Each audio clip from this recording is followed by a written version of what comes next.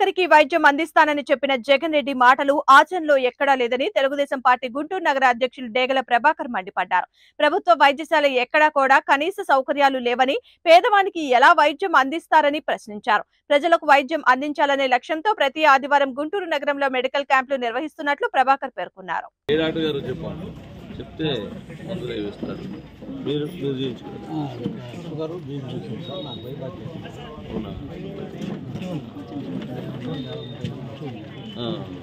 అంటే ముందు ఒకసారి డాక్టర్ టెస్ట్ చేస్తూనే